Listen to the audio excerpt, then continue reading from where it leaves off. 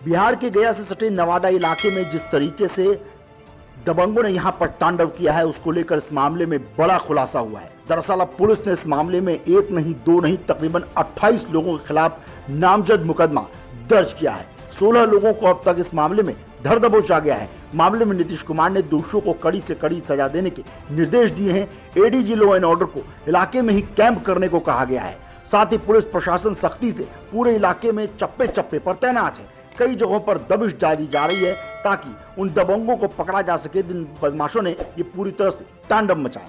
दरअसल आपको बता दें कि ये पूरा मामला जो अब तक सामने आया है, बताया जा रहा है कि बुधवार की रात का है, जब यहाँ पर एक साथ कई लोग, जो कि उनमें से ज्यादातर लोग इलाके के दबंग बताए जा रहे हैं, यहाँ पर जुटते हैं। 60 से 70 उनकी बताया जा रहा है कि तादाद थी और चुन चुन कर दलितों के घर को आग के हवाले कर दिया गया। बताया जा रहा है कि पूरा मामला पूरी बड़ी प्लानिंग के तहत अंजाम दिया गया।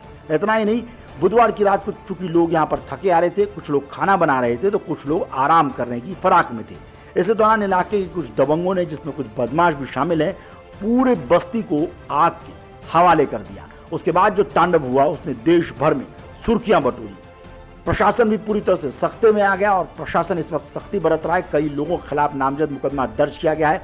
इलाके में कैंप किया जा रहा है। आपको बता दें कि बताया जा रहा है कि जमीनी विवाद के चलते इस पूरे मामले को अंजाम दिया गया। जैसे ही आग की जानकारी मिली, नवादा प्रशासन हरकत में और फायर ब्रिगेड की गाड़ियां मौके पर पहुंची, लेकिन तब तक आग तेजी से फैल चुकी थी और पूरी तरह से कई घरों को अपने जद में ले चुकी थी। आपको बता दें कि फिलहाल जिला प्रशासन पूरी तरह से यहाँ पर पीड़ितों की मदद के लिए हर संभव प्रयास में जुटा हुआ है।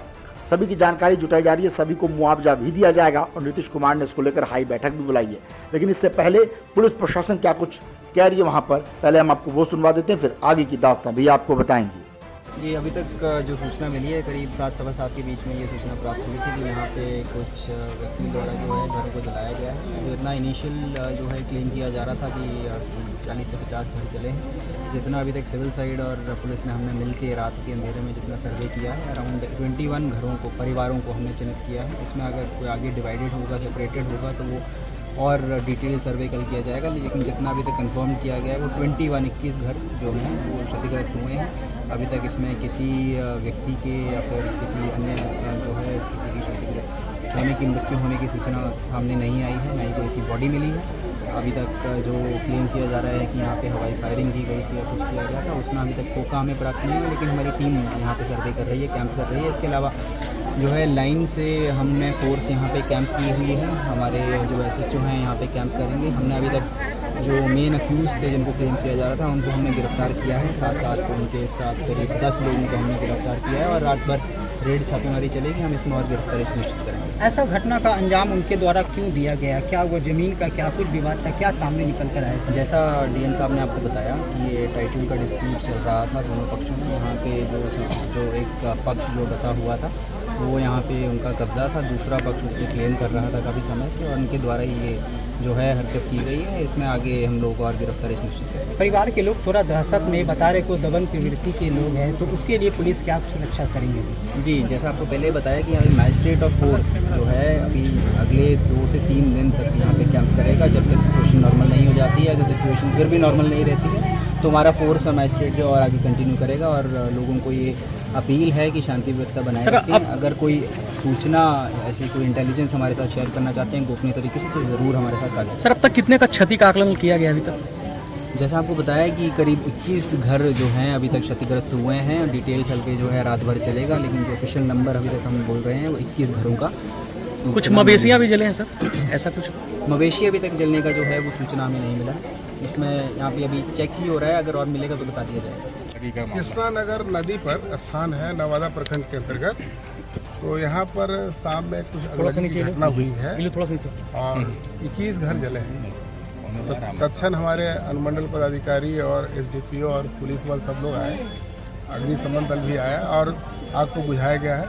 लेकिन 21 घर की क्षति हुई है और इसका विशेष सर्वेक्षण भी हम लोग विस्तृत कर रहे हैं। यहाँ के और यहाँ पर गिरफ्तारी भी हुई है। कितने की गिरफ्तारी? 10 आदमी। 10 की गिरफ्तारी। बिहार के नवादा जिले में दुखद समाचार इलेक्ट्रॉनिक मीडिया के माध्यम से मिल रही है कि नवादा जिले में अनुसूचित जाति बस्ती को 80 घरों को दबंगों के द्वारा आग लगा करके नेस्तनाबूद कर दिया गया है। ये दुखद घटना जितना निंदा किया जाए बहुत कम है। दबंग कोई भी हो, इस सरकार में दबंगों की दबंगई कानून के तहत उसको कानूनी कार्रवाई करके ही सरकार दम लेगी। मैं जनक चमार स्पष्ट प्रिंट मीडिया के माध्यम से बताना चाहता हूं, किसी एनडीए की सरकार में राज्य के मुखिया आदरणीय नीतीश कुमार जी के ही नेतृत्व में कमजोर वर्ग और अनुसूचित जाति, दलित, महादलित परिवार के लोग सुरक्षित है। अगर किसी की कुछ मानसिकता दिख रही है तो ये सरकार उन दबंगों की कानूनी कार्रवाई करके निश्चित रूप से दलित समाज को रहनुमाई करने की काम करेगी। बिहार फिलहाल इस मामले में एक तरफ जहां सरकार की तरफ से कहा जा रहा है कि दोषियों को किसी भी सूरत हाल में बख्शा नहीं जाएगा, लेकिन कहीं न कहीं यह पूरा मामला प्रशासन को चुनौती देने वाला यकीनन है कि आखिर पुलिस प्रशासन के रहते इतना बड़ा तांडव हो कैसे गया। क्या बिहार में वाकई पुलिस प्रशासन का खौफ अपराधियों या दबंगों में खत्म हो गया है? वहीं इस मामले में भले ही आग नवादा में लगी, लेकिन इसकी आंच बिहार के पटना तक जा पहुंची। पूर्व डिप्टी सीएम तेजस्वी यादव भी इस मामले में पूरी तरह से बिहार सरकार पर तंज कसते नजर आए। उन्होंने कहा कि नवादा में दलितों के घरों को आग के हवाले किया जा रहा है। नरेंद्र मोदी और नीतीश कुमार के राज में बिहार में आग ही आग है, लेकिन किसे परवाह है, सब अपनी अपनी सत्ता बचाने के लिए जुटे हुए हैं। वहीं आपको बता दें कि इस पूरे मामले में बिहार के सिस्टम पर और पुलिस प्रशासन पर यकीनन एक बड़ा सवाल उठ खड़ा हो रहा है कि आखिर नवादा में इतना बड़ा कांड हो जाता है और पुलिस प्रशासन को भनक तक कैसे नहीं लगती। आखिर कौन थे वो शख्स जो रात के अंधेरे में बेबस लोगों का सुख चैन छीनने की कोशिश कर रहे थे और उनके आशियाने में आगजनी लगाने जैसा दुस्साहस कर बैठे। क्या वाकई पुलिस प्रशासन का खौफ बिहार के इस इलाके में खत्म हो गया है, या फिर सिस्टम की लापरवाही है, कितना बड़ा तांडव हो जाता है और पुलिस प्रशासन को और जिला प्रशासन को इसकी भनक तक नहीं लगती। वहीं बिहार सरकार के मंत्री जनक राम ने भी कानून व्यवस्था को इस पूरे मामले को चुनौती देने वाला करार दिया है। नवादा से ब्यूरो रिपोर्ट, न्यूज़ वर्ल्ड।